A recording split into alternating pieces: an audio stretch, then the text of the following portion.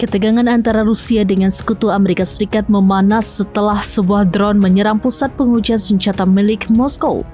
Situs militer ini dipakai Moskow untuk meluncurkan rudal Oresnik yang mematikan. Dari laporan express.co.uk mengungkap bahwa drone sekutu Amerika Serikat Ukraina menyerang pusat uji coba antar layanan negara keempat Kapustin Yar di wilayah Astrakhan. Serangan drone itu menembus pertahanan udara Rusia dari jarak sekitar 500 mil. Drone itu menghantam gedung perakitan dan pengujian Moskow di dekat perbatasan Kazakhstan. Serangan Ukraina ini dilancarkan seusai sumber intelijen menerima informasi bahwa Putin akan melancarkan serangan terbaru yang sangat dahsyat terhadap Kiev.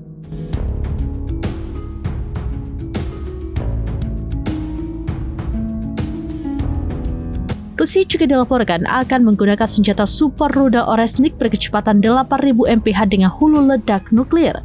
Dari laporan intelijen, Rusia disebut akan menyerang pembangkit listrik tenaga nuklir milik Ukraina dan memaksa rakyat untuk menyerah. Lokasi uji coba Kapustin Yar yang diserang juga digunakan untuk menguji rudal jarak pendek dan menengah, rudal jelajah sistem pertahanan udara dan peluncur S-400.